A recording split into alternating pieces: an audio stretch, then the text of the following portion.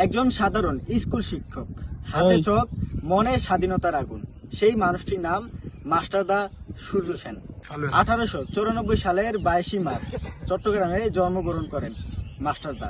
মাস্টারদা সূর্য সেন একজন ছিলেন পেশায় শিক্ষক। ছাত্রদের পড়াশোনার পাশাপাশি তিনি স্বপ্ন দেখতেন একটি স্বাধীন দেশের।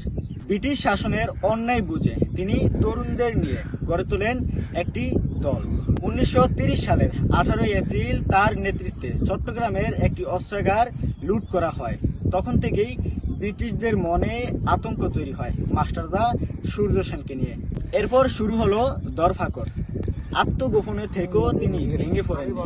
ব্রিটিশদের হাতে তিনি ধরা পড়ার পরও অনেক নির্যাতন, অত্যাচার সহ্য করেও গোপন কথা স্বীকার করেননি এবং তিনি তার কোনো প্ল্যান ব্রিটিশদেরকে জানাননি। 1934 সালের 12 জানুয়ারি গোপনে তাকে ফাঁসি দেওয়া হয়। কিন্তু মাস্টারদা সূর্য সেনের মৃত্যুতে ভারতবর্ষের স্বাধীনতা ঠেকাতে পারেনি ব্রিটিশরা। দিন শেষে স্বাধীনতা অর্জন করে ভারতবর্ষ। তিনি একজন শিক্ষক হয়েও এই কারণে তিনি মাস্টারদা সূর্য সেন হয়ে বেঁচে আছেন ভারতবর্ষের কোটি কোটি মানুষের হৃদয়ে।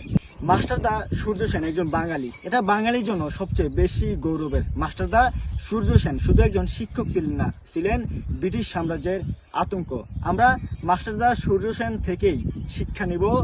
অন্যায়ের বিরুদ্ধে প্রতিবাদ করতে হয় যে কোনো পজিশন থেকেই, যে কোনো জায়গা থেকেই। মাস্টারদা সূর্য সেন বাঙালির গর্ব এবং ব্রিটিশ সাম্রাজ্য ধ্বংসের কারিগর।